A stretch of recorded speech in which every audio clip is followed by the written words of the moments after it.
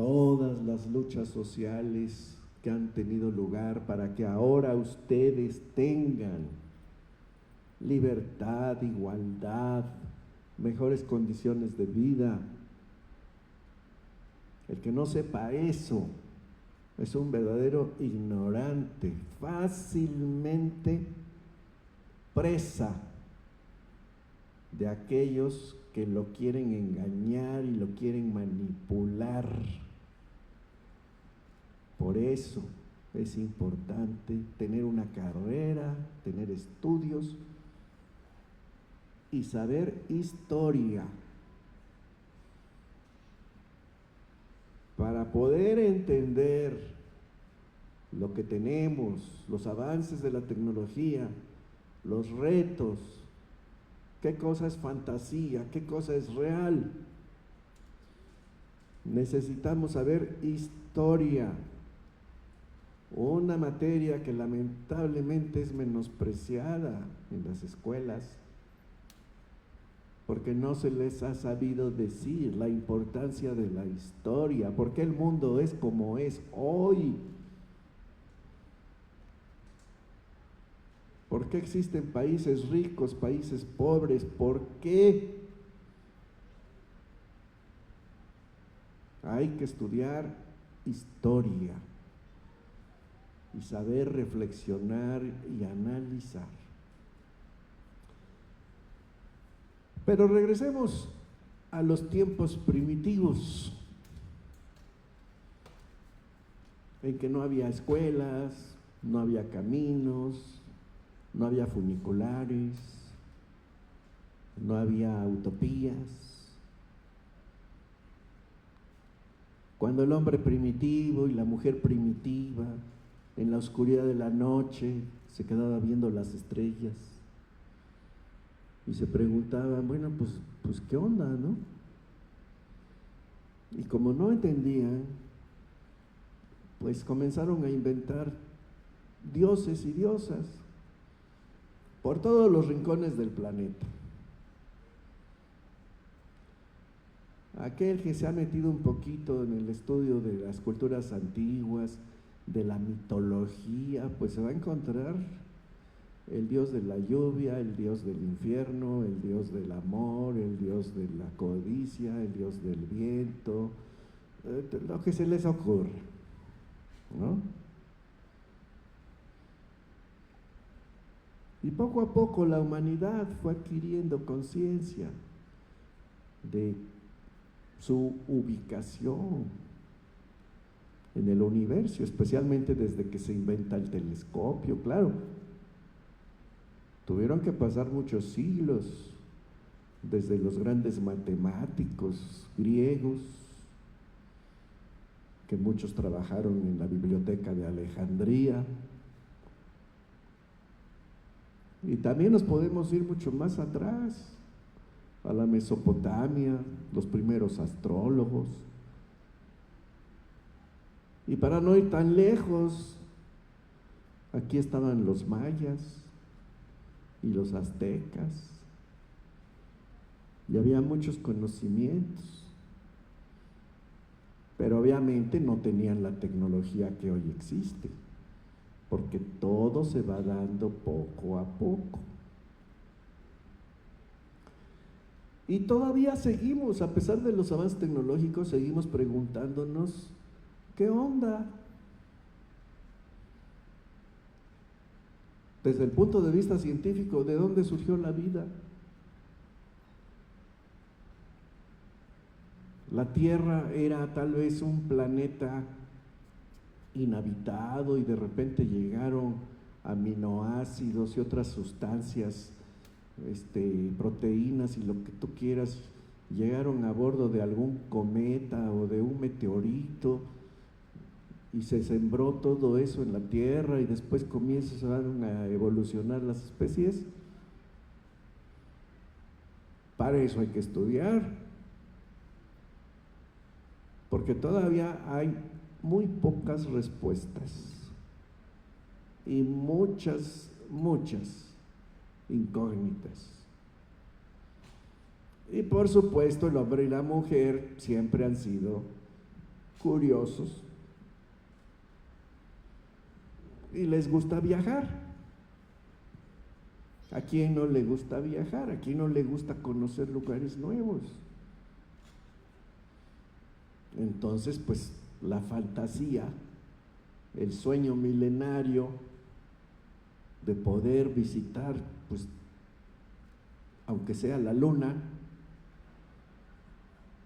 pues fue creciendo, ¿no? Hasta que llegó el momento en que eso fue posible. Pero mientras ocurrían todos estos avances y reflexiones, pues en la antigüedad, el sol, en todas las culturas, en todas, el sol era el dios de los dioses, el mero mero, el jefe. Debajo del gran jefe había otros dioses y diosas, ¿no? Cada quien con sus responsabilidades. El dios de los mares, el dios de los terremotos, el dios de lo que tú quieras. Pero el mero mero era el sol.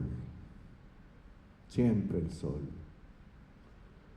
que iluminaba de día, que ayudaba a que crecieran las plantas para poder comer,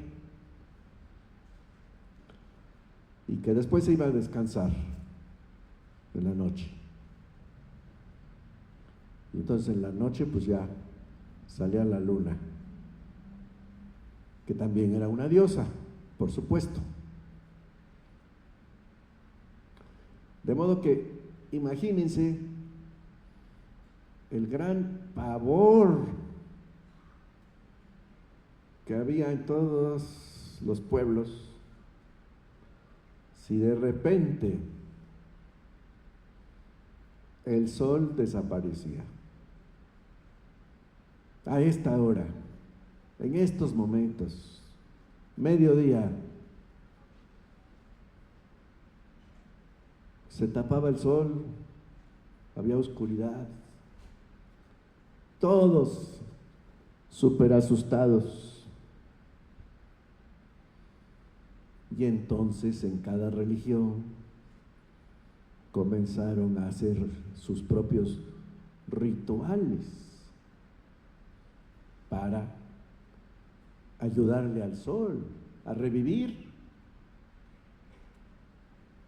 Porque esto ocurría cuando había un eclipse total de sol. Entonces, por ejemplo, aquí en la cultura azteca, cuando de repente se hacía de noche,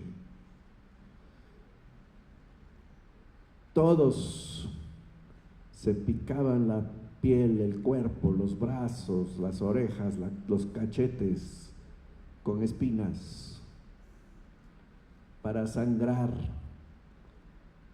y ofrendar su sangre al dios Sol. ¿Cómo se llamaba?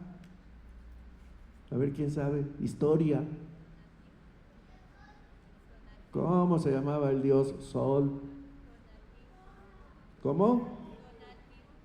Tonatiuh. Pues si les digo que hay que saber historia. Tonatiuh. Bueno, pues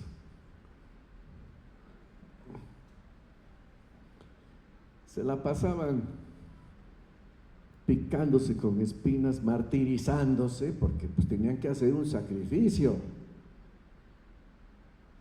Las cosas no se dan gratis, hay que hacer sacrificios. Y mientras la mayoría salpicaba sangre hacia arriba, también tomaban algunos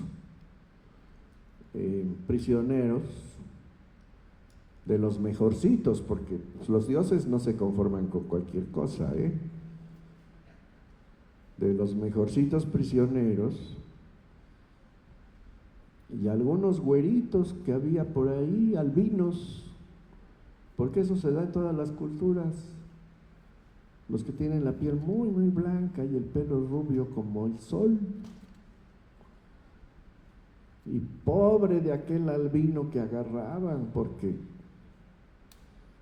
a la piedra de sacrificios. Pero eran sus creencias, y lo mismo ocurría en todas partes.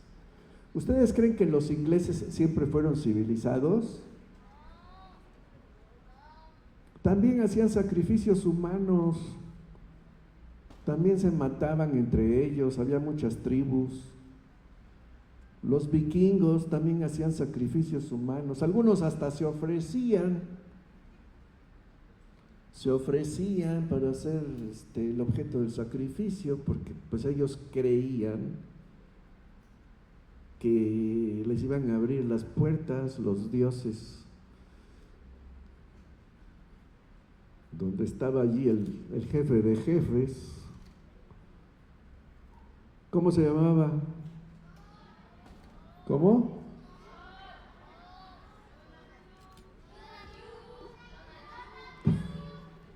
Thor.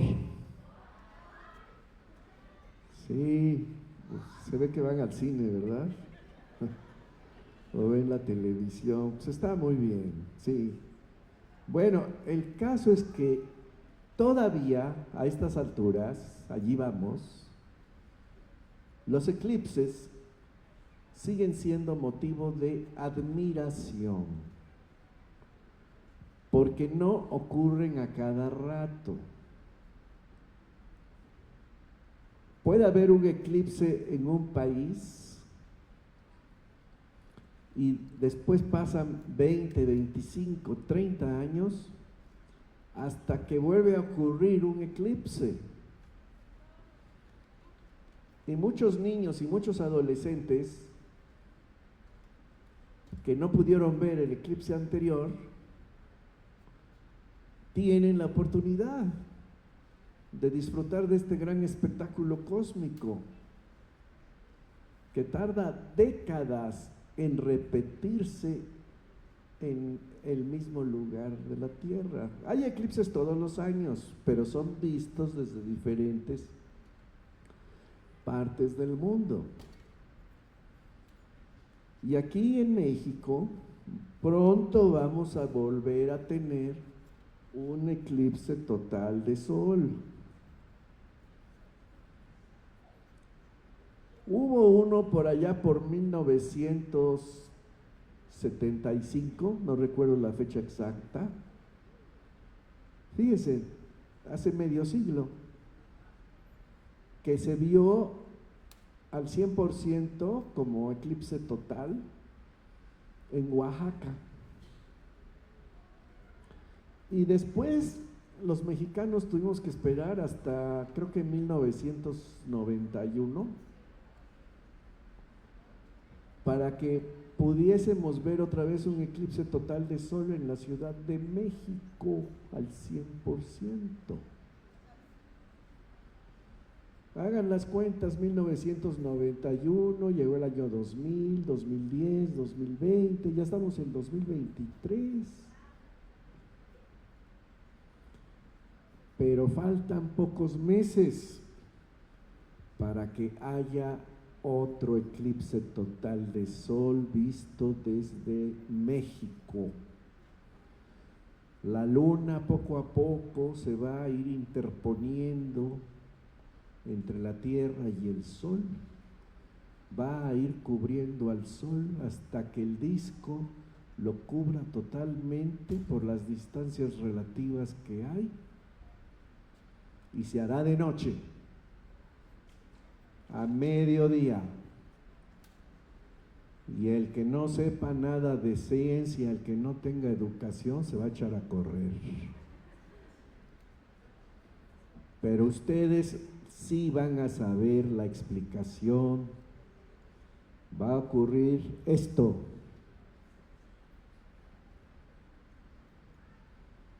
la luna cubrirá totalmente al sol y se verá esa gran aureola brillante conocida como la corona solar alrededor de nuestra estrella. El que quiera saber más sobre el misterio de los eclipses, no solo los eclipses totales de sol como este, sino los eclipses parciales, los eclipses anulares, los eclipses de luna, porque a veces la luna llena se ve roja. Es otro tema donde también se espantaban. Cuando había un eclipse de luna con ese tono rosáceo que se ocurre cuando hay luna llena, las creencias antiguas eran de que las mujeres embarazadas se tenían que proteger porque sus bebés corrían el riesgo al recibir los rayos malignos de la luna enrojecida. Las mujeres embarazadas corrían el riesgo de que su hijo o su hija fuera un hombre lobo. Y tenían que encontrar forma de defender al bebé. Cuando mi mamá estaba embarazada, que nació en Tierra Colorada, estado de Guerrero, mi madre, había luna llena, y como en muchas casas de pueblo, pues no había un baño dentro de la casa, sino que en algún lugar del patio. Y entonces mi mamá quiso salir para ir al baño y me platicó que mi abuelita le dijo: hija, no salgas así desprotegida. Mi abuelita hacía muchos trabajos con su máquina de coser, y entonces mi abuelita tomó sus tijerotas y se las dio a mi mamá y le dijo: póntelas encima del vientre para que te protejas de los rayos malignos de la luna.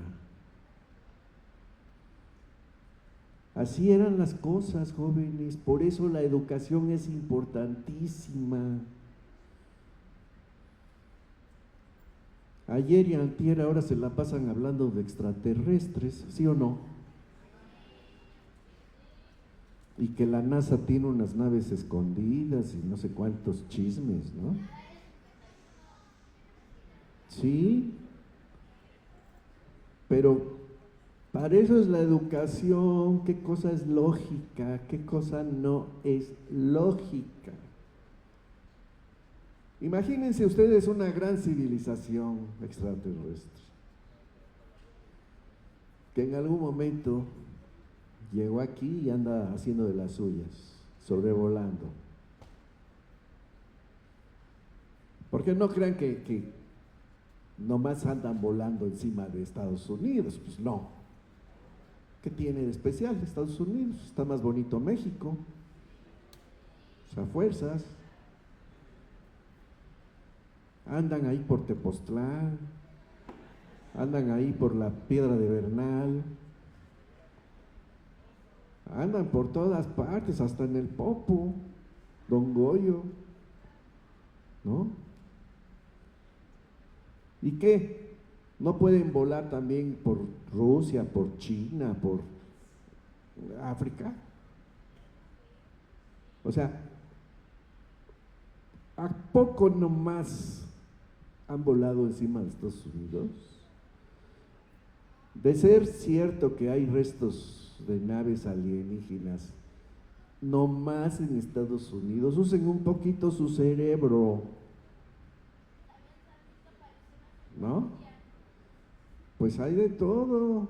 Por eso hay que estudiar, para razonar, para no dejarse engañar. Bueno, ya están advertidos. El 8 de abril del año próximo ocurrirá un eclipse total de sol. Inmediatamente después de la Semana Santa. Y en las escuelas, principalmente de primaria y secundaria, debe de haber mucha información. En el planetario de aquí tiene que haber información. Y por eso, a quienes estén interesados, les recomiendo uno de mis libros, El Sol y los Eclipses, que estará a su disposición al concluir la conferencia. Pues vayamos ahora a los vuelos tripulados. Ese soy yo, estudiante de la Prepa 2 de la UNAM, hace 1000 años. Como tantos jóvenes a esa edad, 17, pues tenía yo muchas preguntas, muchas dudas sobre mi propia existencia, a dónde voy, qué quiero hacer, etcétera. Muchas dudas. Y me enteré que Neil Armstrong estaba caminando sobre la luna. Y fue en ese momento que decidí estudiar ingeniería para aprender cómo viaja la información grandes distancias, aunque no podamos verla. No podemos verla. Y la única explicación de cómo sucede es con matemáticas y física. Y dije, yo voy a estudiar eso. Algunos se burlaron y me dijeron que eso era para unas cuantas personas porque era muy difícil. Y yo no hice caso, pensé, si esas personas lo pudieron hacer, yo también lo puedo hacer. Así que no se dejen vencer por las envidias o los malos consejos de los que les lleguen a decir que ustedes no pueden. Claro que pueden, hombres y mujeres. Pueden estudiar antropología, que es muy interesante, arqueología, biología, física, ingeniería, medicina, enfermería, pedagogía, ser extraordinarios profesores, astrofísica. Hay tantas carreras, el tiempo no alcanza para saber de todo. Por eso hay que empezar ahorita, que están jóvenes, porque después ya van a tener Alzheimer, ya van a tener cerebro de teflón. No se distraigan con tonterías y tanta basura que muchos medios están arrojando ahí nomás para meterles sus comerciales, para que compren cosas chatarra. Entonces, estudié ingeniería en la UNAM y después decidí conseguir una beca. Lo logré. Como muchos de ustedes también lo pueden lograr. No fue fácil. Hay que trabajar, hay que estudiar. Mis padres tuvieron 7 hijos y yo era el mayor. Y cuando mi papá se quedó sin trabajo, me dijo, hoy me quedé sin trabajo, Rodolfo. Si quieres seguir estudiando en la UNAM, arregla tu horario y busca trabajo porque yo no te voy a poder dar, ni para el pasaje.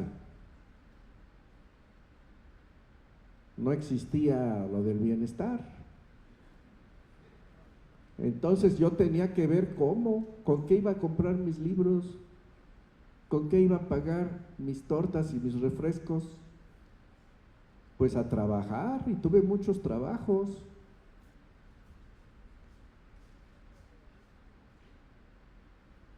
Y fui vendedor de refrescos en un camión que iba hasta Los Reyes La Paz, Chimalhuacán, Chalco. Yo era el representante de ventas. Y siempre pasaba por Iztapalapa. Siempre.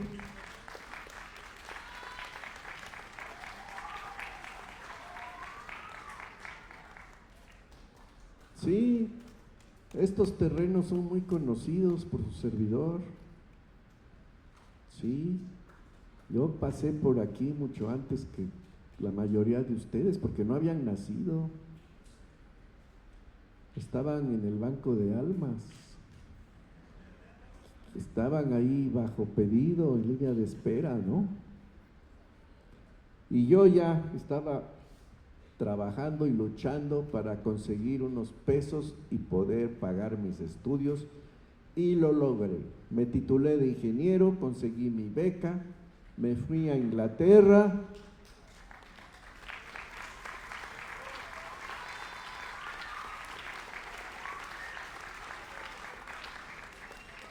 Me fui a Inglaterra, hice mi maestría, mi doctorado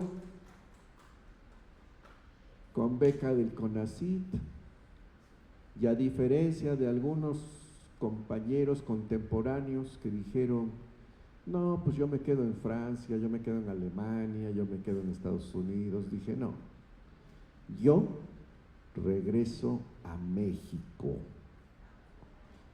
Y eso fue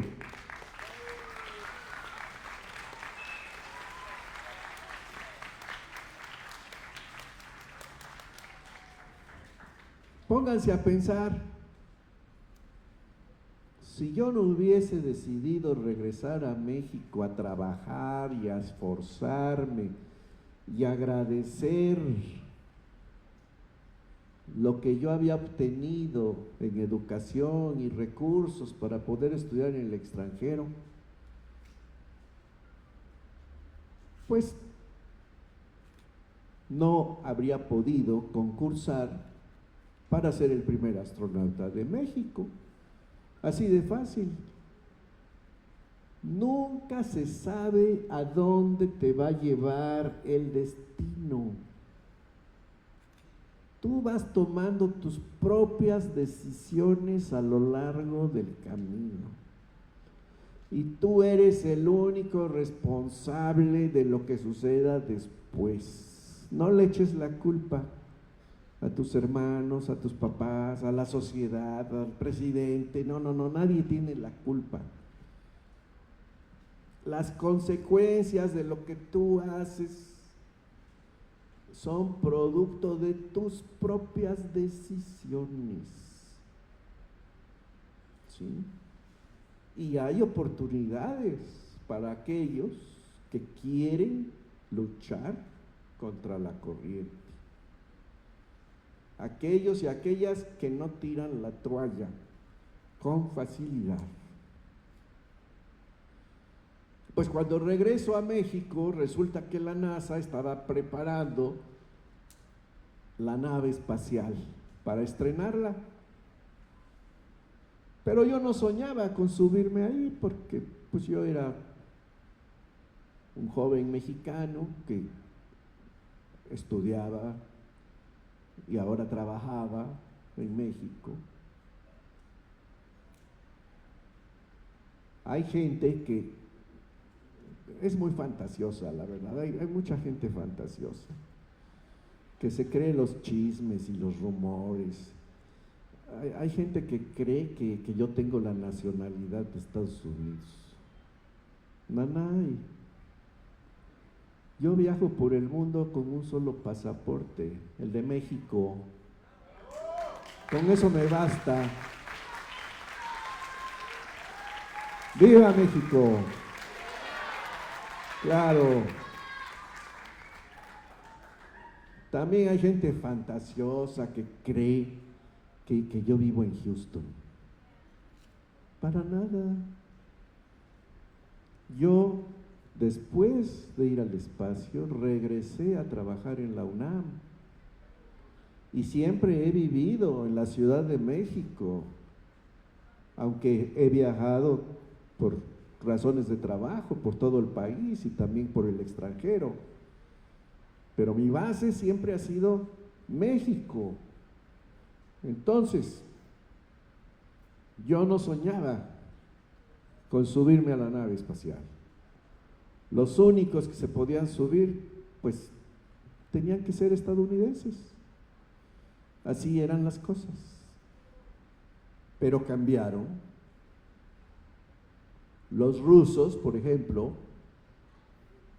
llevaron al espacio al primer astronauta o cosmonauta de Bulgaria, de Polonia,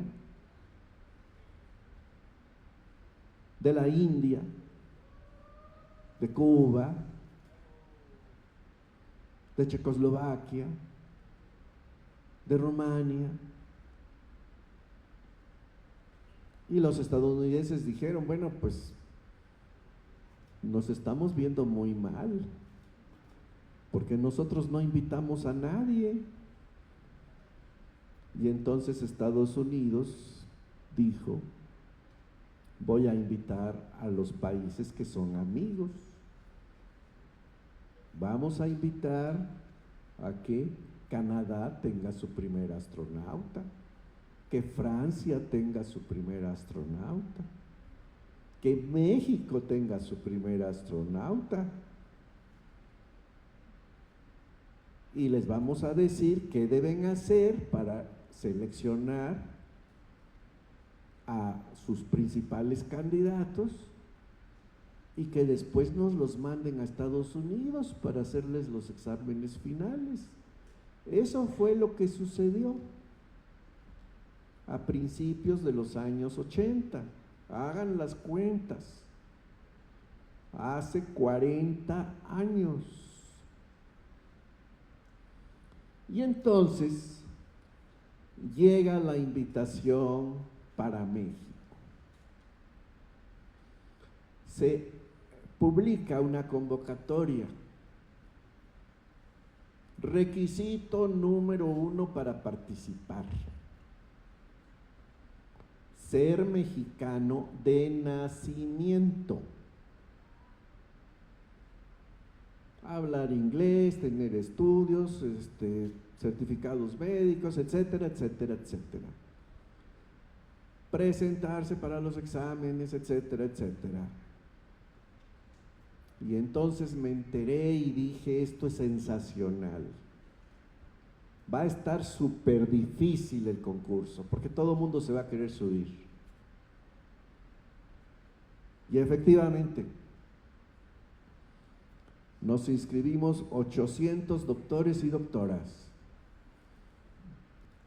Doctores en medicina, en astronomía, en química, en biología, en física, en ingeniería. Y cuando yo llegué a la primera ronda de exámenes y vi a todos esos personajes, dije, en la torre, me van a descalificar luego. Pero al mismo tiempo yo sabía que había usado mi juventud para estudiar, para formarme, para tener confianza en mí mismo. Y no pensaba dejarme vencer fácilmente. Para mi beneplácito, de 800 comenzó a disminuir la cantidad de concursantes. Muchos habían hecho su doctorado en Alemania, en Canadá, en Estados Unidos, etc. Y cada vez había menos. Después ya solo eran 40. Ya los 40 nombres salían en los periódicos. Y esto es para que lo sepan los jóvenes que no habían nacido. Salía una página completa en los periódicos. 1, 2, 3, todos en orden alfabético. Quedan 40. Se llaman así. ¿Quién de estos 40 será el primer astronauta de México? Y seguían los exámenes. Y después ya nomás eran 20. Ya parecía concurso de Miss Universo. Sí. Ya nomás quedan 20. Y luego 10. Y entonces, además de los nombres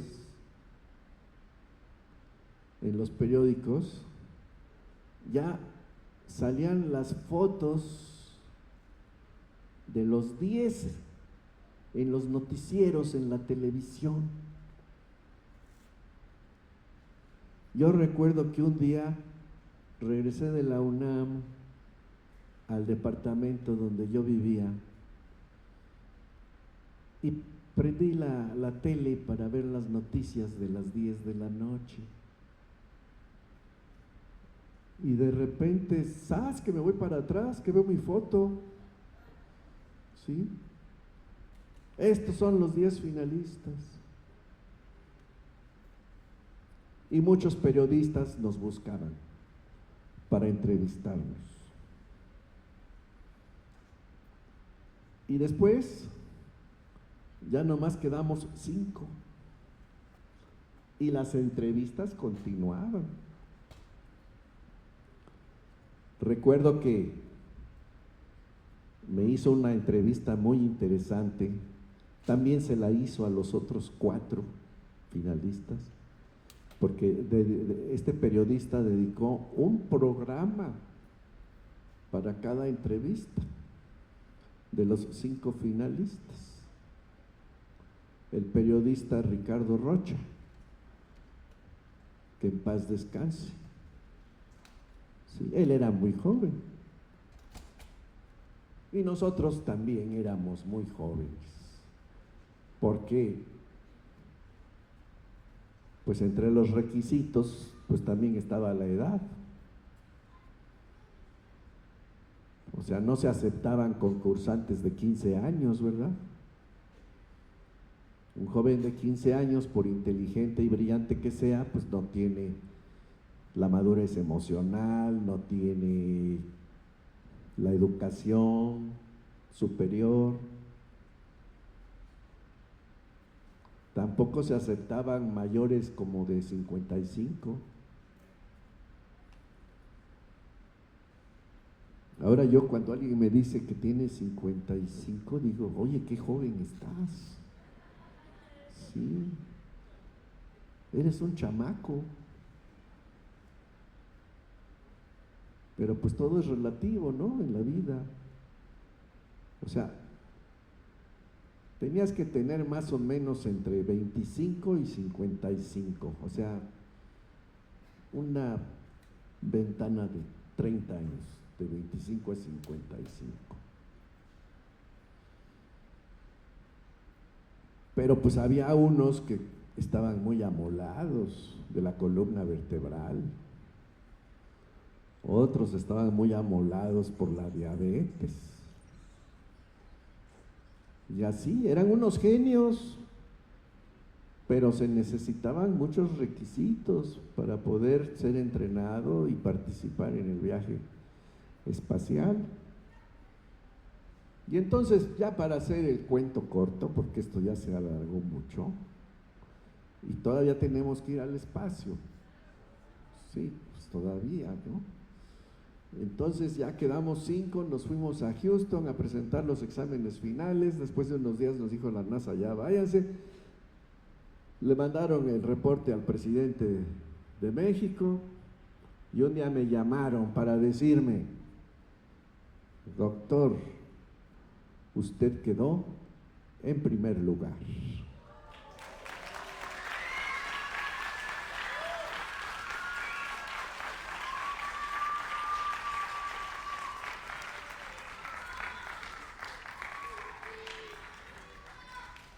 Esa es la historia, jóvenes, de cómo logré ganar mi boleto para ir al espacio. Y ustedes pueden ganar su boleto para cosas extraordinarias, pero para eso tienen que aprovechar su juventud, estudiar y ser responsables y respetuosos. Porque no crean que para ser astronauta, por ejemplo, basta con tener conocimientos científicos o buena condición física. Te hacen muchas preguntas psicológicas, pasas por el psiquiatra, analizan tu forma de comportarte con el resto de la sociedad, con los medios de comunicación, con los niños, con los jóvenes. Si tienes facilidad de hablar, porque el viaje al espacio finalmente va a ser rápido. Y después vas a adquirir una gran responsabilidad social que va a durar años y años y años, generaciones.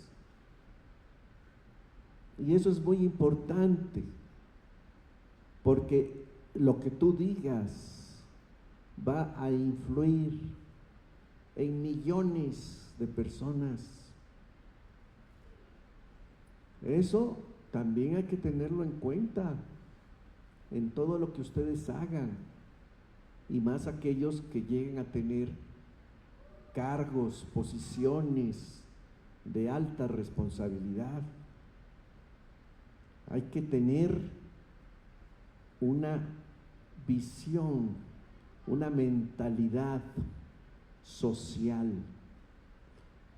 y debes tener la capacidad, la habilidad y la disposición, lo mismo, de hablar con un campesino, con un diputado, con un presidente, con una enfermera, con una maestra, con un niño, con una niña. ¿Por qué les digo esto? Porque uno de mis contrincantes era muy brillante, y yo pensaba, esto va a quedar entre él y yo.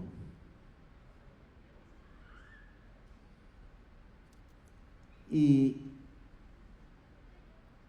su problema, ya falleció, que en paz descanse, pero su problema era que era un investigador de la UNAM que vivía en las nubes, que decía, ay, seguramente va a haber allí algunos reporteros, hay que escondernos porque nos van a molestar. Estaba concursando y todavía no tenía vocación de atenderlos. Imagínense cómo iba a ser después, un pavo real. Y en otra ocasión dijo él, yo cuando regrese Me voy a concentrar nuevamente en mis investigaciones y no voy a querer saber nada de niños ni de muchachitos, no voy a perder el tiempo en las escuelas. Esa era su mentalidad. Pero los de la NASA son mucha pieza. Lo cacharon, le hicieron los exámenes psicológicos y aunque no me gusta hablar mal de nadie, hasta le pusieron la etiqueta de esquizofrénico. Así las cosas. Conste que les estoy revelando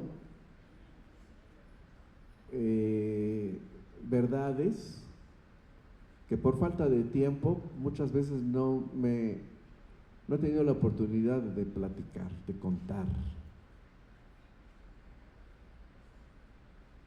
Pero pues aquí estamos en viernes de flojera, ¿no? Tenemos todo el tiempo del mundo.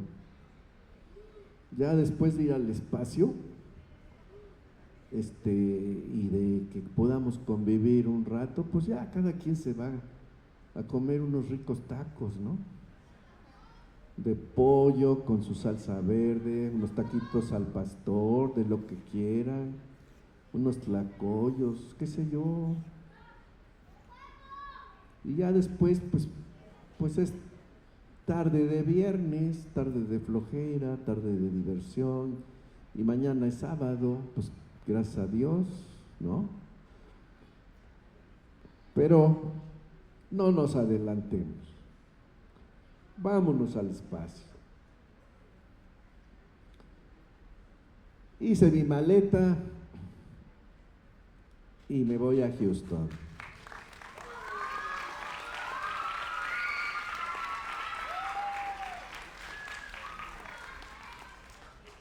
Me voy a Houston. Y aquí en México ya saben que hay mucha picardía, hay mucho humor. México es un país alegre que inventa chistes. Y muchos decían, pues, ¿cómo van a recibir al mexicano? Lo van a vigilar siempre. Que no toque nada, que no descomponga nada, y mucho menos que no se robe nada. Sí, eso decían. Si yo lo viví. Y todos los días me llegaban tambaches de sobres desde México a mi escritorio en Houston. Tambaches de cartas de niños y de profesores y de gente de la sociedad en general, que me felicitaba y que querían una fotografía autografiada. Y la NASA, que es muy profesional, me dijo: Rodolfo, nosotros te vamos a dar todas las fotografías que te pidan. Cuando termine cada uno de tus entrenamientos, te quedas en la noche un rato en tu cubículo, firmas las fotos y las dejas en tu escritorio. Cuando amanezca, antes de que regreses tú a seguir con tus actividades, alguien de correos de la NASA se va a llevar todas las fotos, las va a meter en sobres, les va a poner las direcciones de los niños y las vamos a mandar a México. Y así fue. Llegaron miles de fotografías firmadas a todos los rincones de México. Y el tiempo pasaba muy rápido, hasta que llegó el día del despegue, 26 de noviembre de 1985. Y entonces hubo una transmisión desde Florida en vivo a todo México. Cadena nacional, que no es cualquier cosa. Cadena nacional, toda la televisión, toda la radio anunciando todo el desarrollo de la cuenta regresiva y del despegue de la nave. Y estaban las autoridades del gobierno mexicano allá en Florida, en el Centro Espacial Kennedy. Y despegamos.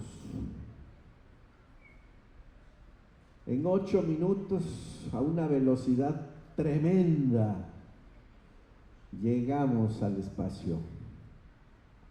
8 minutos. Adentro de la nave, por la aceleración, se sentía horrible, horrible, horrible. Me daban ganas de bajar. Pero ni siquiera se podía, porque esa nave se movía rapidísimo. Y por la aceleración nos sentíamos sumamente pesados, pegados al asiento. Parecíamos calcomanías con el pecho aplastado. Y nos costaba mucho trabajo respirar. Hasta que llegamos a la órbita terrestre y las cosas cambiaron. Entonces comenzamos a flotar por la ausencia de gravedad y también iniciamos nuestras actividades. Pusimos en órbita el primer satélite de la primera generación de México, Morelos 1 y Morelos 2. Morelos 1 se había puesto en órbita en junio del 85.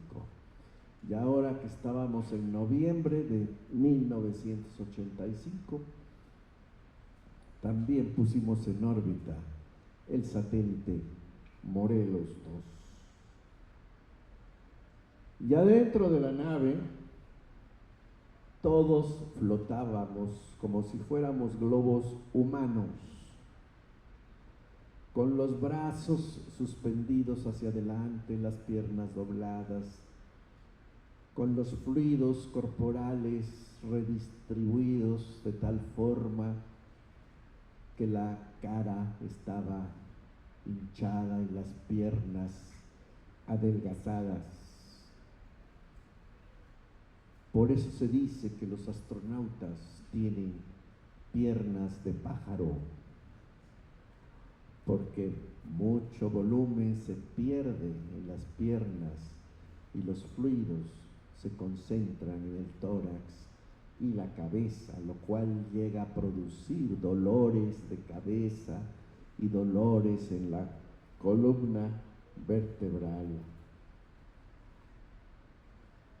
La columna vertebral, por la ausencia de gravedad, se estira 5 centímetros.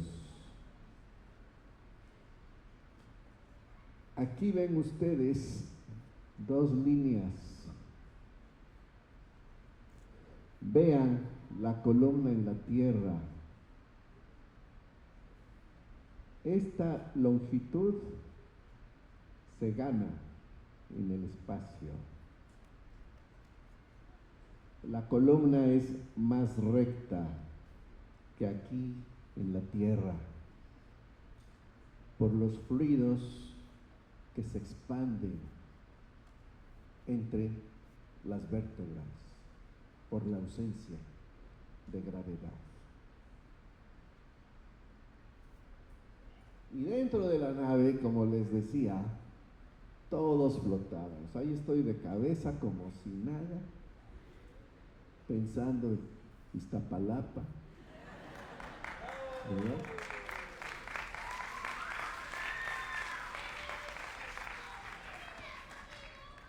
Y ahí estamos comiendo, en la parte inferior de la nave, con una charola amarrada a las piernas para que no se fueran los alimentos por todos lados. Miren, ahí dejó su sándwich mi compañero. Y yo grababa mis experiencias, y aquí estoy con una cámara fotográfica, voy a volar, y aquí nuevamente repetimos para más detalles. Vean estas anclas de tela.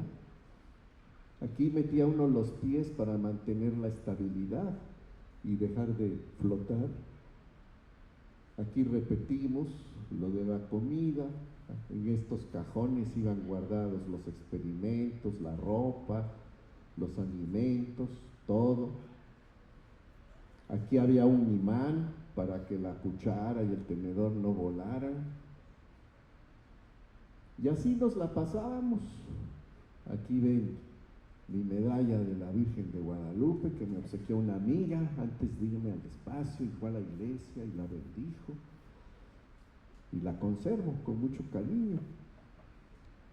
Entonces esto nos da una idea de cómo eran las cosas en el interior de la nave. Y obviamente había que hacer experimentos. También hubo un concurso en México para experimentos. Participaron científicos del IPN, de la UNAM y de muchas universidades. Y finalmente ganaron algunos experimentos que también llamaron mucho la atención en la NASA. Recuerden que nunca hay que olvidar que en un viaje espacial, que todavía no es muy común, no hay que olvidar tus raíces, de dónde eres, qué representas. Si vas a representar a México, debes llevar parte de tu cultura, de tu identidad nacional. Entonces, uno de los experimentos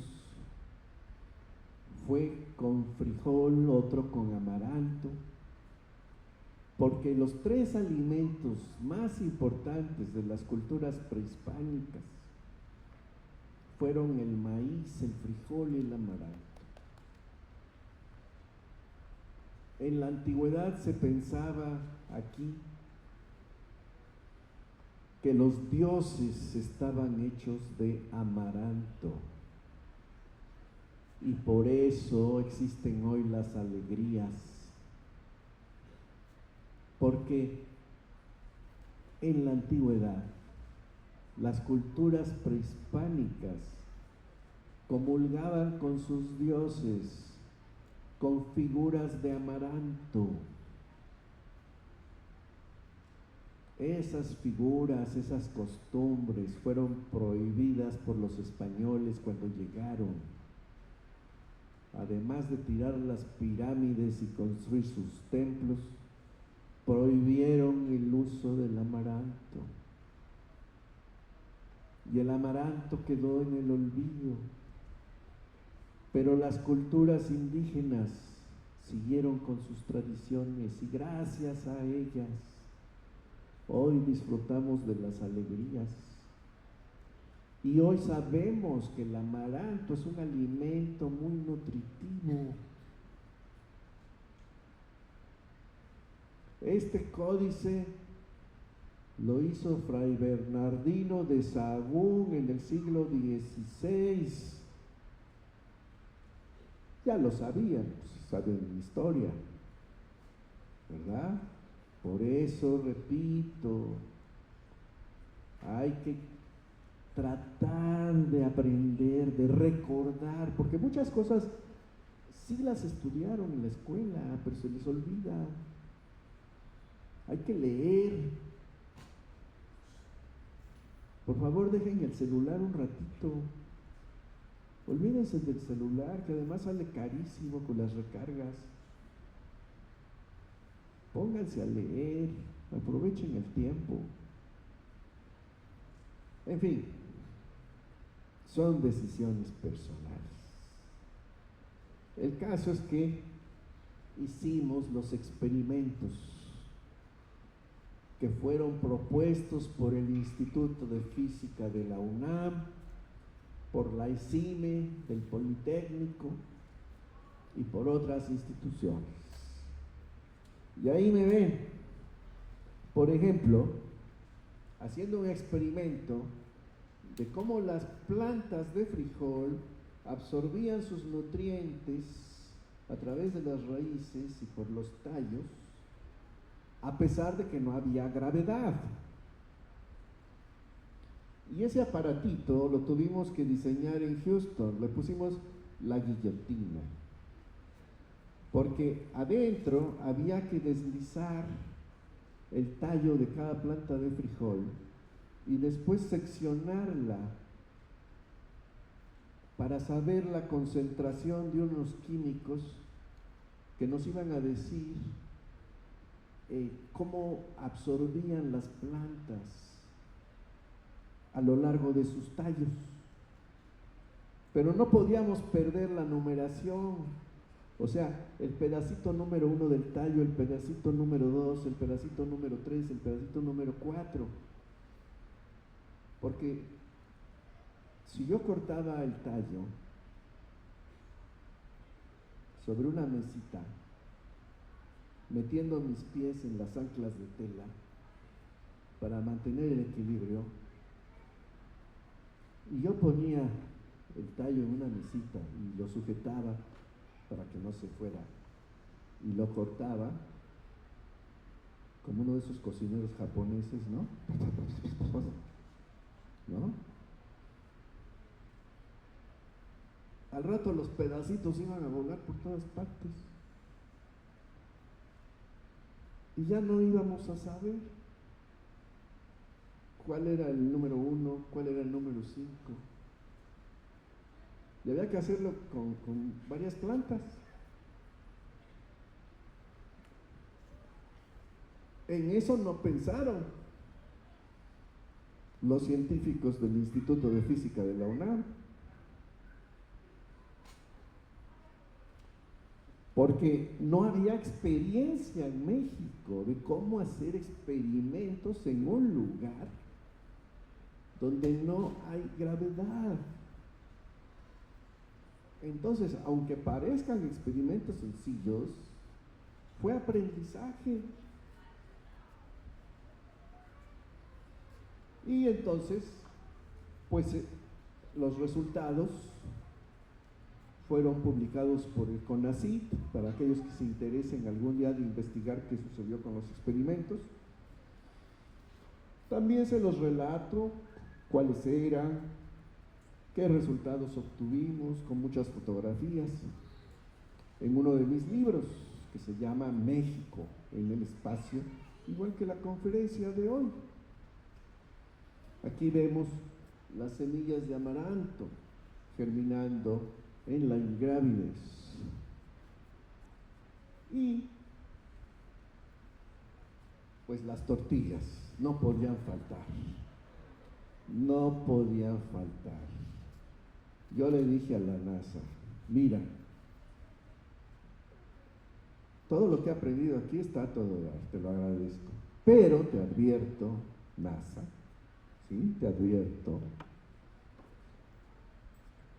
que si yo, que represento a México, si tú, NASA, no me permites llevar tortillas al espacio, olvídate, no voy. No voy.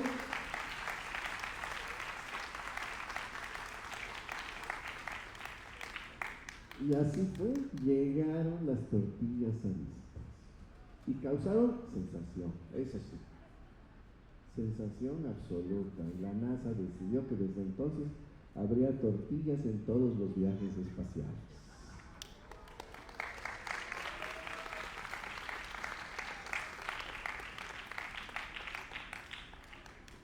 Esta foto que ven de la ingeniera Sandy Magnus ya es del siglo XXI, a bordo de la Estación Espacial Internacional. Esta foto es de 1985. Tacos espaciales. Doctor Leri, habla Miguel de la Madrid. En mi nombre y en el de los mexicanos, le envío a usted un saludo muy afectuoso. Estamos muy orgullosos de la forma en que usted ha desempeñado esta histórica misión del primer mexicano en el espacio. Compartir y ensayando conocimientos científicos que serán de vital importancia para nuestro propio desarrollo en favor del pueblo de México. ¿Cómo está usted? ¿Cómo le está yendo en lo personal? ¿Cómo se siente? Muy bien, señor presidente. Es para mí un gran honor poder saludarlo desde el orbitador Atlantis de la NASA y a través de usted deseo enviarle un cariñoso saludo a todo el pueblo de México, dado que gracias al esfuerzo de cada uno de mis compatriotas, en este momento México está representado alrededor de nuestro maravilloso planeta. He tenido la oportunidad de poder contemplar en especial la belleza de México desde la península Baja California hasta Yucatán y Quintana Roo. Y la conversación continuó durante varios minutos mientras la nave Atlantis sobrevolaba por el territorio mexicano. Hay un documental muy completo que yo hice hace ya muchos años, que yo mismo narro y que está en mi página rodolfonerivela.com. Ahí ustedes pueden seleccionar el documental que se llama México llamando a la nave Atlantis. Y allí les relato el concurso, les relato el entrenamiento, les relato todo el viaje, los experimentos, las sensaciones en la gravidez, la toma de fotografías, etcétera. Y a continuación vamos a ver cómo yo tomaba fotografías del territorio nacional conforme pasábamos a 28,000 kilómetros por hora. Ahí nos ven sobrevolando Sonora, el Mar de Cortés, la cámara fotográfica, y como pues no había gravedad, me voy a impulsar y me voy a ir volando para tomar las fotografías de diferentes partes de México.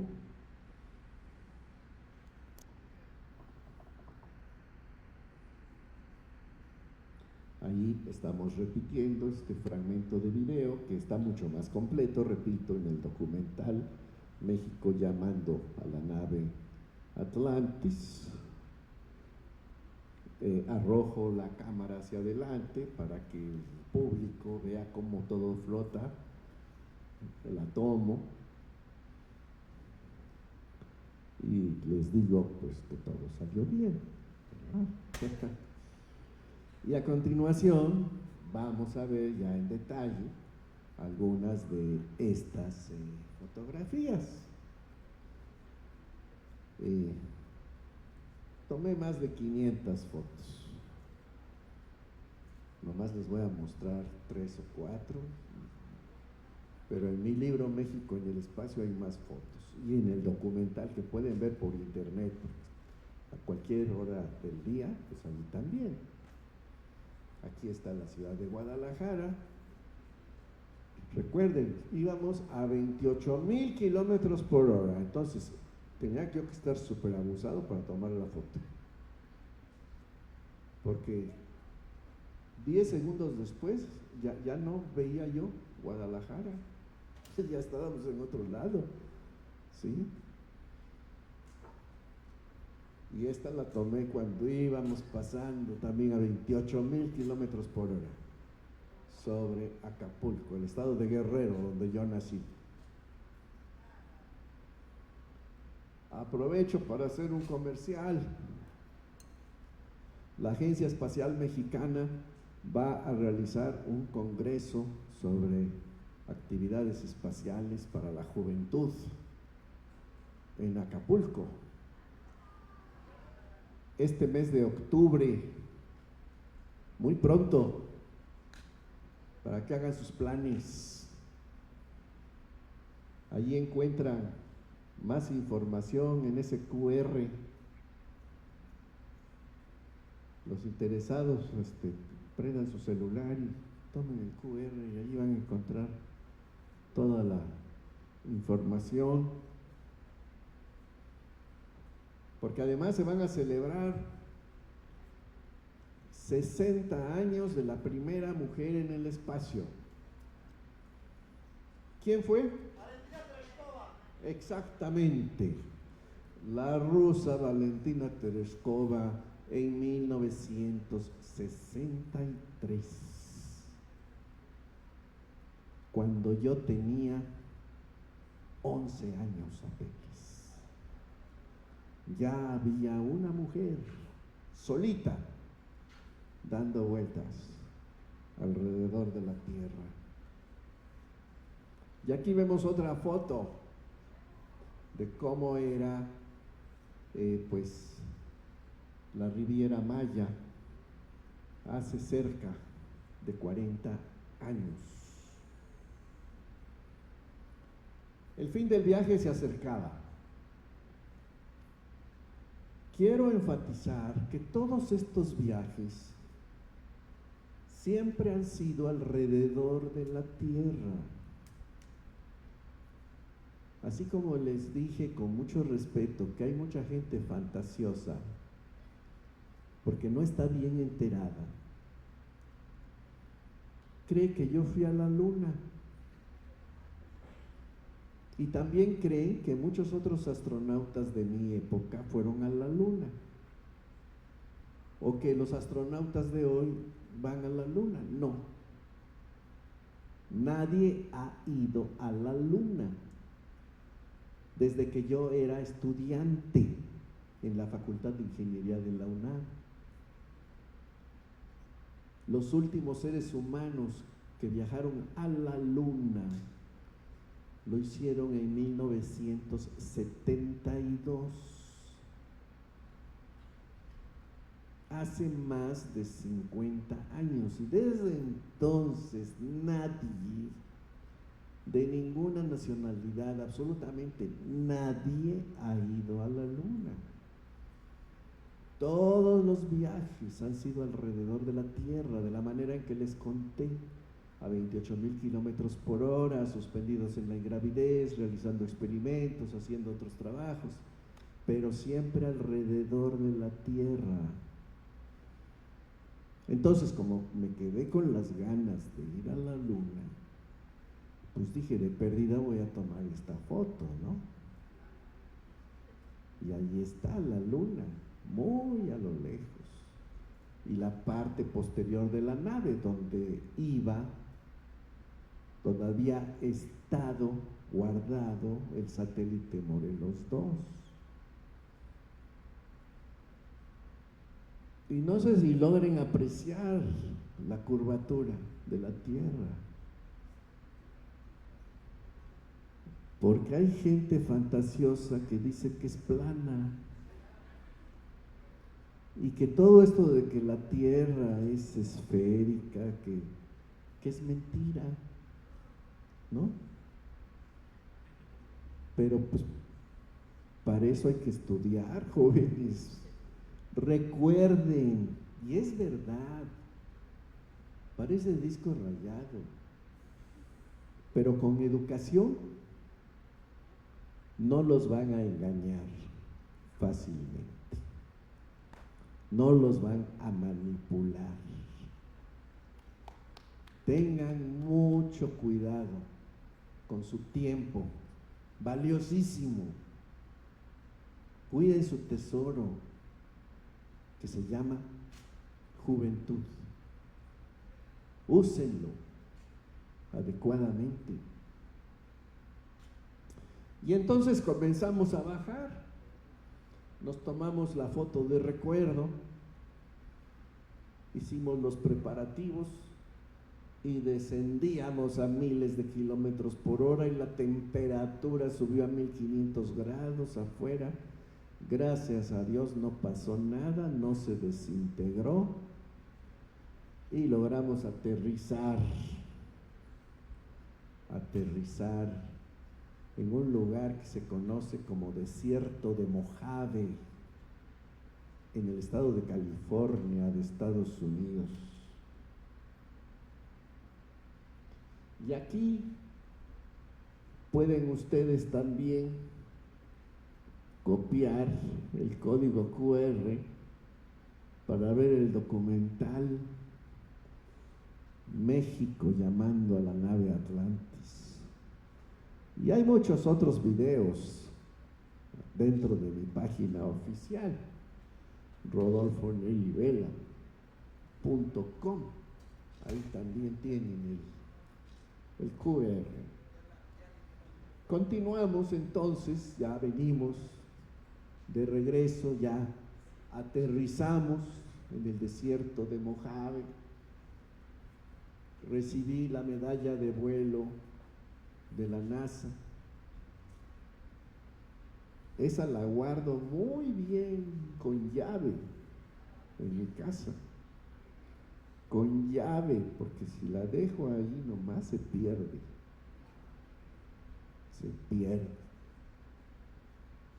Les voy a platicar una anécdota triste, pero para que vean que debemos tener conciencia y responsabilidad de cuidar nuestra historia.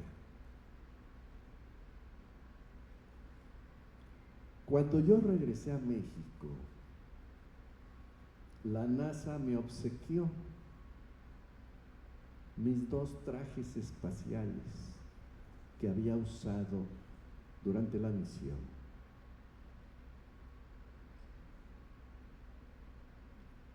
Y los tenía yo guardaditos en un closet. Un día, el Museo de Tecnología, que estaba junto a la montaña rusa en Chapultepec, me los pidió prestados. El director me dijo: doctor, préstenos sus trajes para que los vean los niños y todos los alumnos de secundaria que vienen aquí a visitar el museo. Vamos a poner un exhibidor especial, una vitrina, unos maniquís ahí flotando con sus trajes.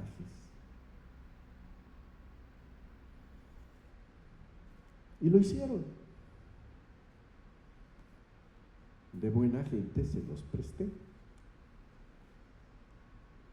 Y tengo también guardado con llave en mi casa el oficio de préstamo al museo con sello de recibido.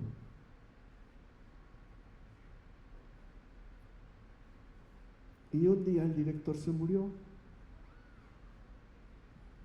Y un día cerraron el museo, que porque lo iban a remodelar.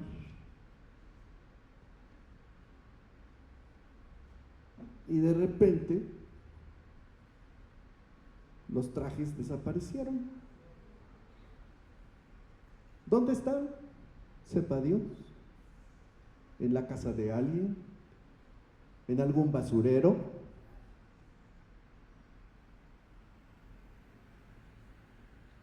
Y esto ocurrió hace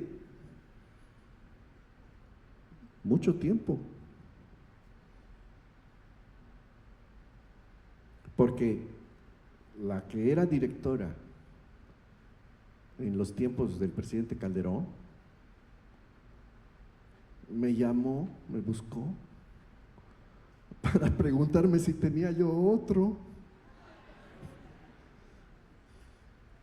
que porque cuando ella llegó, la nueva directora, pues ya no encontraron los trajes.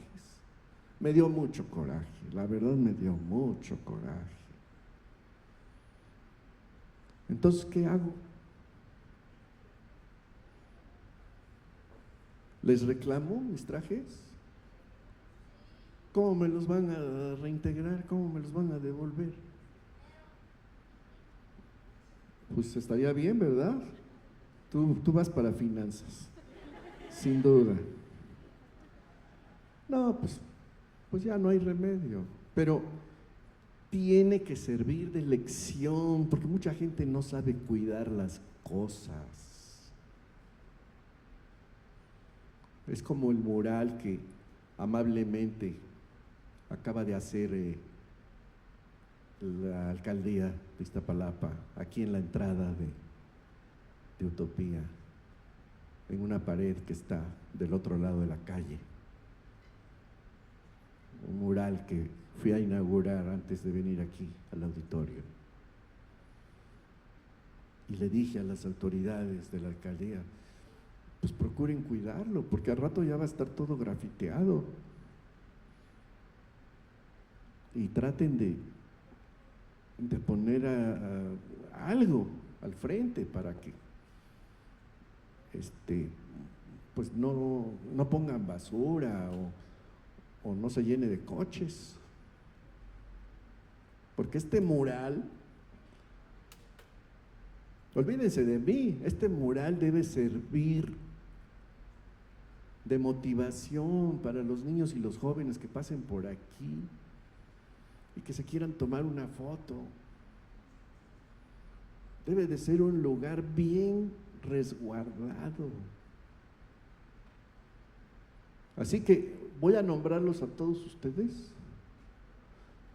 como mis inspectores oficiales, para que estén pendientes, por favor, de que ese mural sea conservado como Dios manda, que no sea una llamarada de petate, como tantas cosas que han ocurrido en el pasado. Bien, pues esta ya no la presto. Esta ya no. Si lo quiere, si la medalla la quiere la alcaldía de Iztapalapa, tenemos que ver de a cómo, ¿no? Porque ¿qué tal si se pierde? ¿Y dónde la van a poner? ¿En un museo que al rato van a demoler? ¿Que al rato ya no va a existir?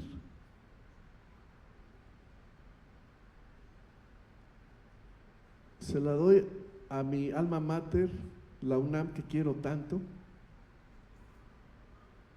para que la pongan en Universo, en un rinconcito por ahí oscuro, donde al rato ya no hay nada. Pues no. Mejor me la voy a llevar al crematorio. Sí, pues aquí. ¿Verdad? Así como los faraones, ¿no? Este niño es abusado. Muy bien, pues regreso a México y comienzo mi gira, mi primera gira por todo el país. Fue extenuante, queridos amigos. Claro, yo estaba joven, lleno de energía. Acababa de cumplir 34 años. Nada me dolía, nada me vencía.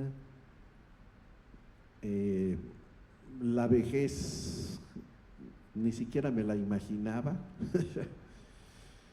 y andaba yo por todo México. Universidades, telesecundarias, teatros de la ciudad, comía con gobernadores, me recibían bandas de música regional en los aeropuertos. Mucha alegría, mucho cariño por todas partes, muchas conferencias, entrevistas, etcétera.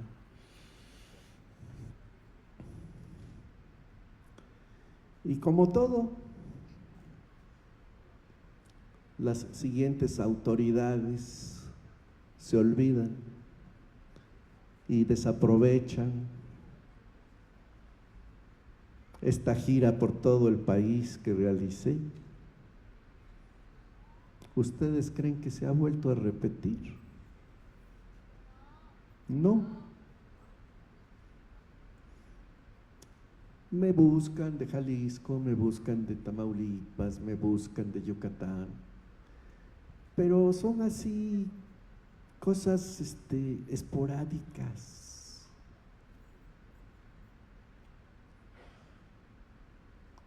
Y yo ya, si Dios quiere, pues me quedan pocos años.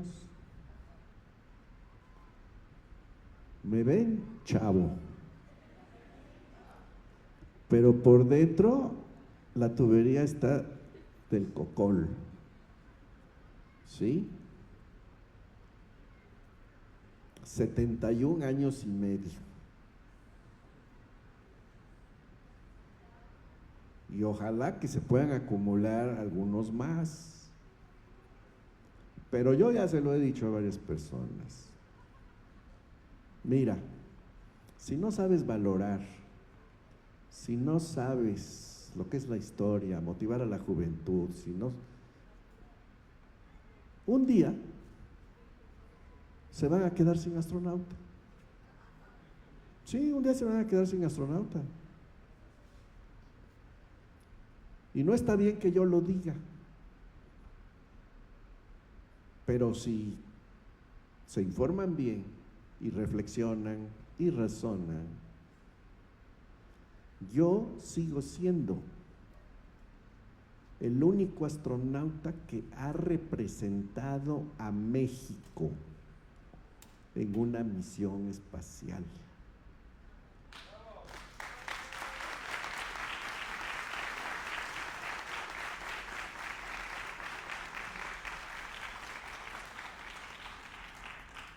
Bueno, pues no se diga más. Obviamente, también hay gente fantasiosa. Cree que por todas las entrevistas que he dado, centenares de entrevistas a todos los canales que se les ocurra, estaciones de radio, creen que me pagaban.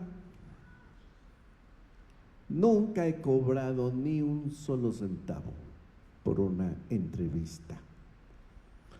Tampoco me dieron una bicicleta o una casa, como lo hacen con los medallistas olímpicos. Tampoco tengo pensión vitalicia, como la tienen los medallistas olímpicos. Yo tuve que regresar y seguir luchando para ganarme la vida.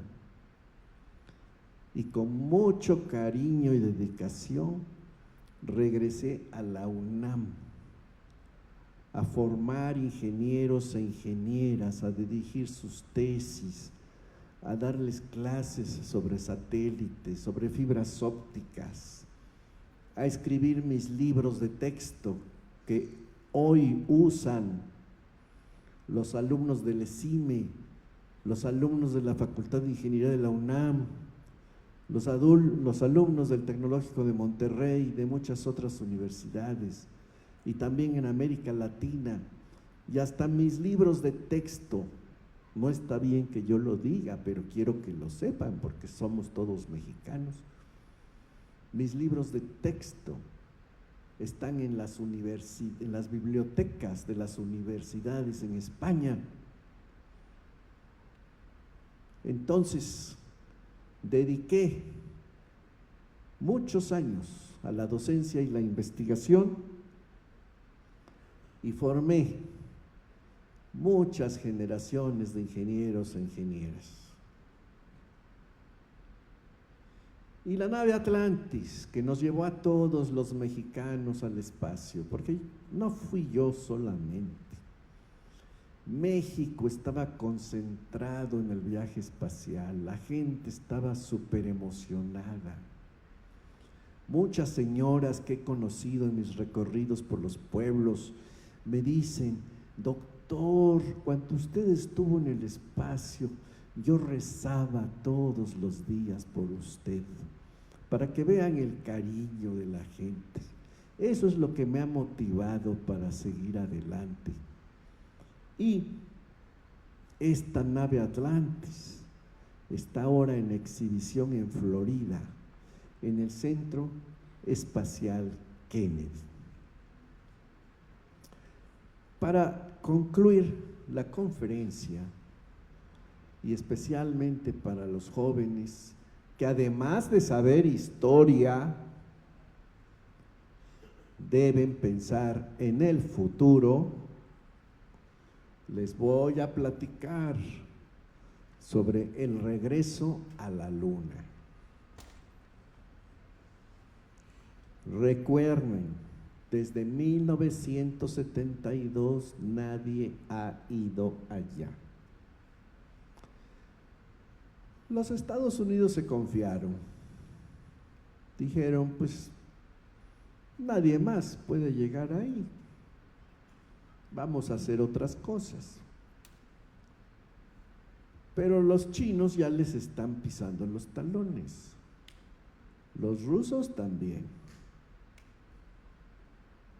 Rusia y China piensan enviar seres humanos a la Luna antes de que termine esta década, así como lo oyen.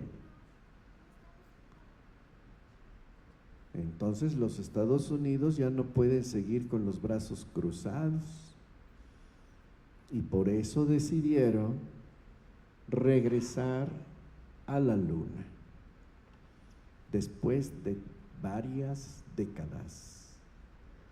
Para eso, la NASA construyó este cohete superpoderoso. Lo estrenaron hace menos de un año, en noviembre.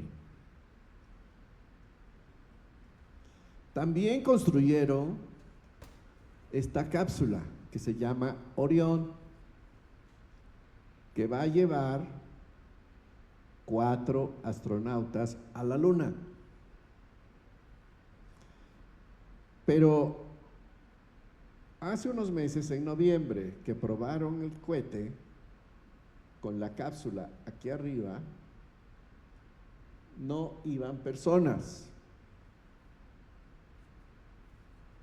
Primero se quisieron asegurar de que el cohete funciona, de que la cápsula se separó, de que la cápsula llegó a la Luna, de que la cápsula le dio la vuelta a la Luna, de que la cápsula regresó a la Tierra, de que abrió sus paracaídas, de que cayó en el mar, la rescataron y revisaron todo para poder corregir cualquier detallito que se hubiese encontrado sobre ese vuelo de prueba, sin personas. Como todo salió más o menos bien,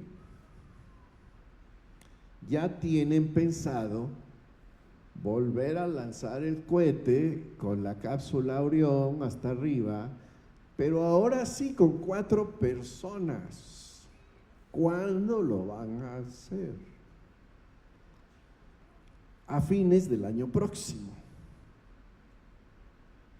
El tiempo se va volando. A fines del año próximo van a despegar 4 personas en la cápsula Orión y ya tienen nombre y apellido. Va a ir por primera vez una mujer de Estados Unidos a la luna. Va a ir por primera vez un afroamericano a la luna.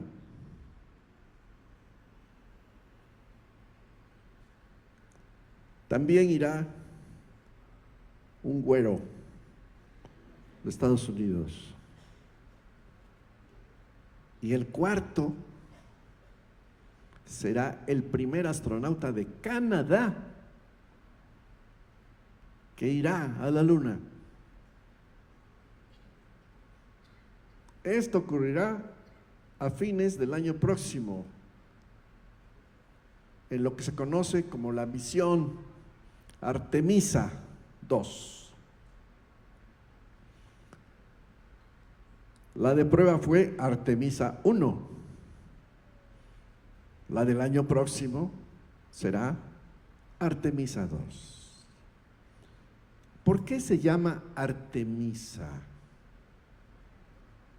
Historia, jóvenes. Historia.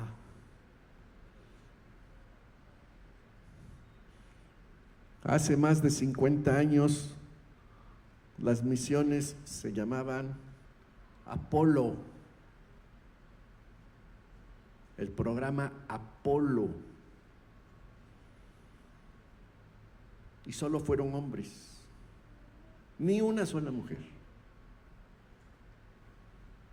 Ahora sí van a ir mujeres. Apolo, según la mitología griega, tenía una hermana gemela que se llamaba, ¿cómo? Artemisa. ¿Ven la conexión?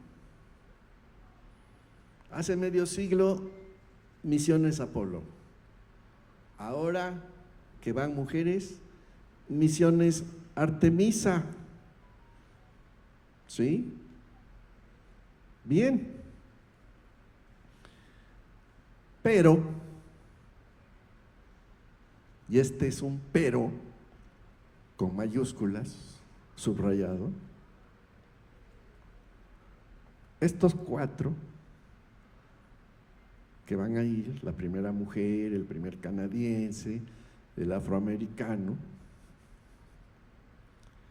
no van a bajar a la luna. Nomás van a ir y le van a dar la vuelta. Así.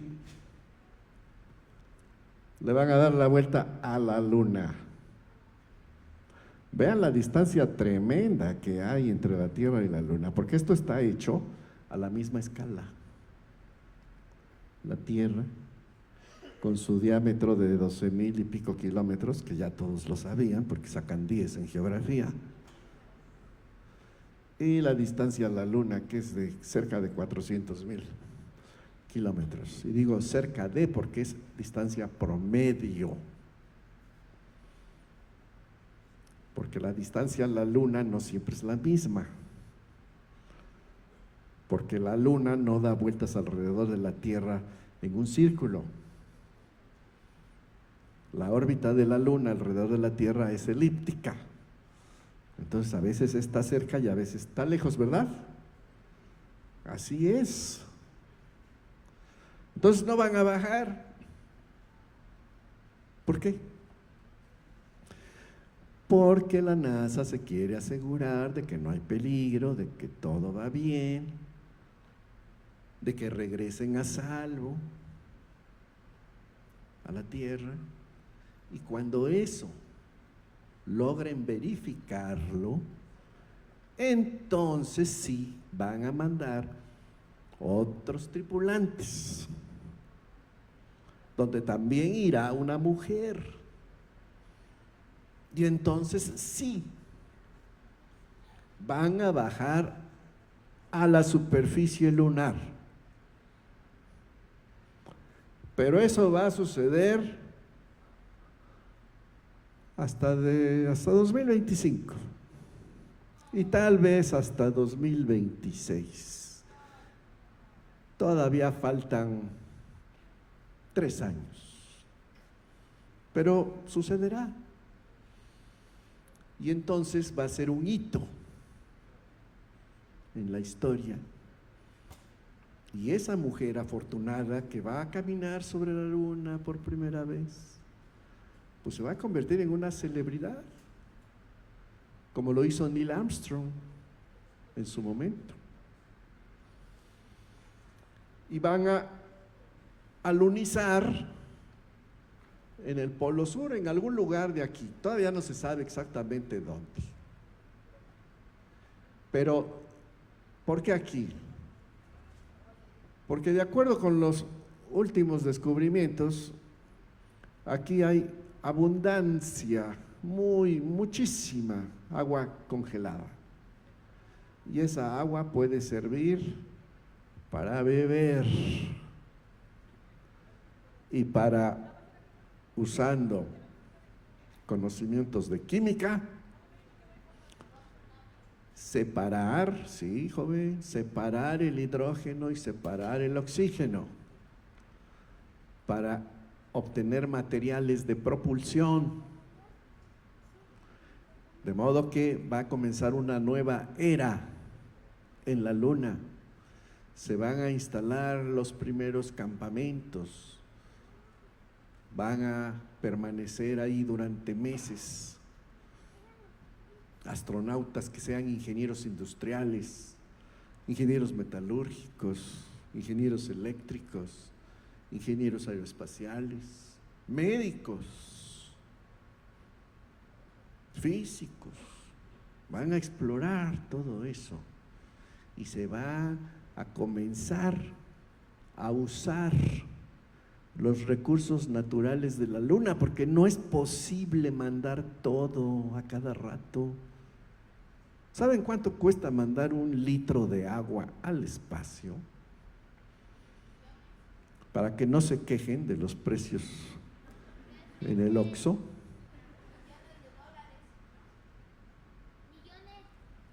Cuesta millones de pesos. 1 litro de agua. ¿Y qué está haciendo la NASA para ahorrar?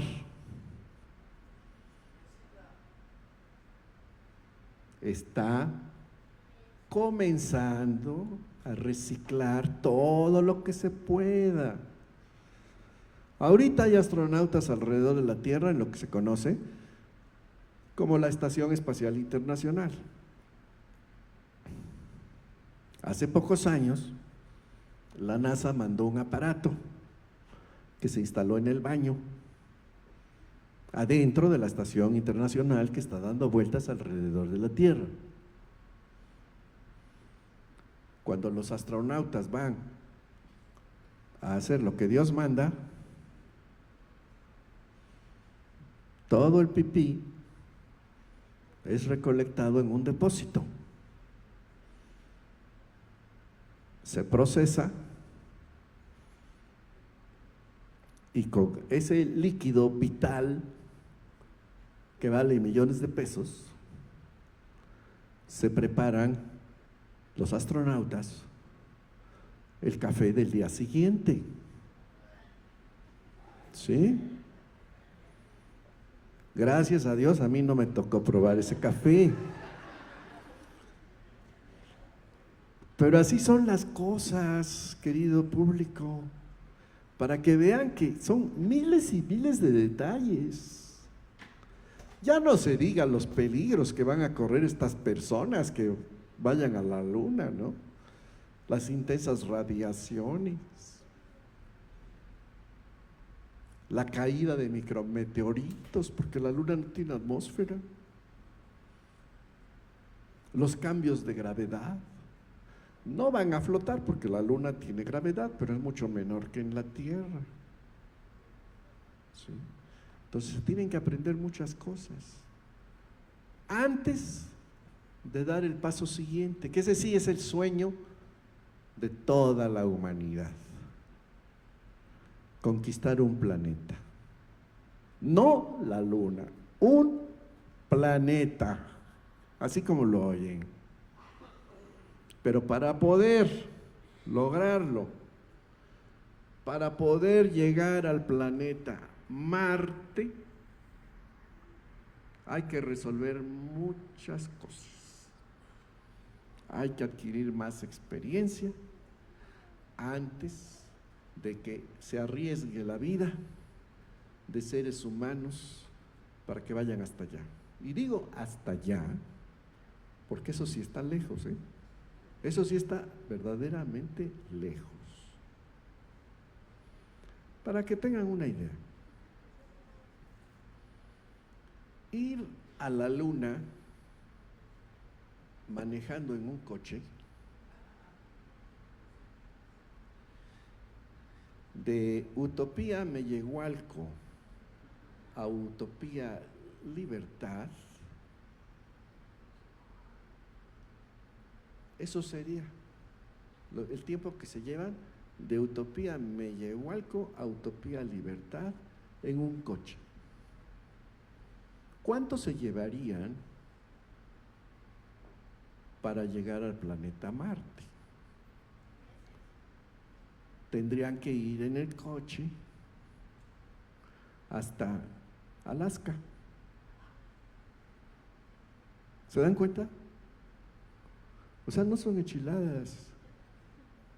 La Luna sí está cerquita. Está a más o menos 400,000 kilómetros de distancia. Pero Marte está a muchos millones de kilómetros de distancia. ¿Cuánto tiempo se tarda ya en la realidad en llegar a la Luna? Más o menos, porque depende de la trayectoria, depende del cohete, depende de muchas cosas, pero más o menos 3 días.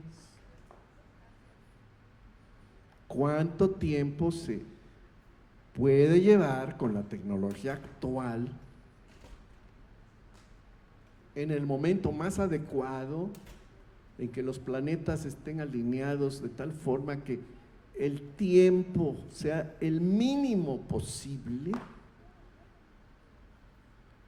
¿Cuánto tiempo se llevaría comparado con los 3 días para ir a la Luna? Para llegar a Marte, aquí este joven, tú vas a ser científico. Lo dijo correctamente. Meses. Para llegar a Marte se necesitan 7 meses con la tecnología actual, lanzándolos en el momento más propicio para que el tiempo sea mínimo. Entonces no hay comparación,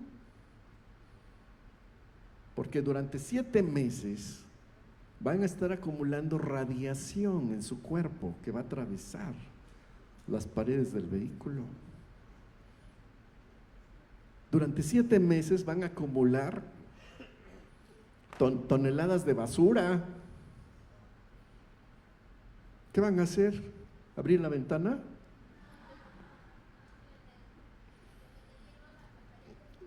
Durante 7 meses van a querer comer toneladas de alimento. Y luego lo que sigue, ¿no? Después de todo el proceso biológico, ¿y cómo se van a deshacer de eso? Entonces, no es fácil. Eso de enviar seres humanos al planeta Marte no va a ocurrir pronto. Aunque algunos digan por ahí que hasta los están seleccionando y no sé qué, es pura publicidad. Hay muchos problemas técnicos. Por eso hay que estudiar, hay que usar la educación para usar el cerebro, para razonar y reflexionar. Con esto me despido y les doy las gracias. Muchas gracias.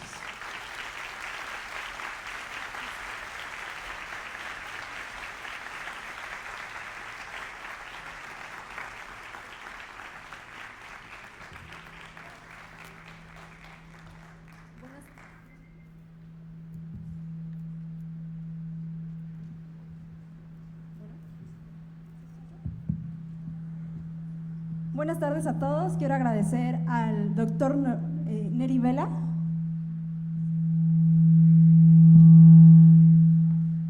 Ahí está, ¿no? Ya, perfecto. Bueno.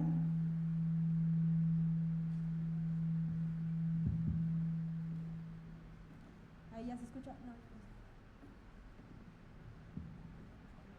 Bueno, ¿sí? Quiero agradecer al doctor Neri Vela por esta maravillosa cátedra, una cátedra de vida, sin duda alguna un ejemplo de virtuosismo, un ejemplo a seguir, ¿no? En realidad, patriotismo y una extraordinaria vida para todos nosotros. Es un honor estar aquí con un personaje que ha dejado huella y que sin duda alguna pues está en los libros de historia. No sin antes, vamos a darle un fuerte aplauso a nuestro doctor, el primer astronauta mexicano, Neri Vela.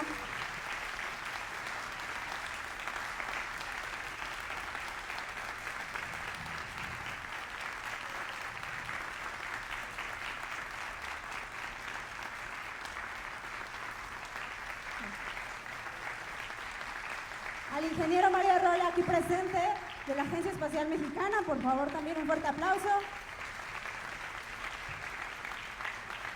Y al doctor Carlos Duarte, que nos acompaña también aquí, dentro del público.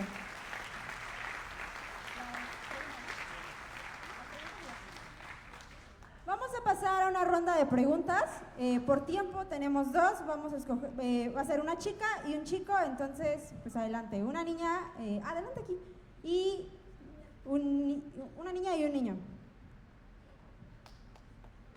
Corre, ven.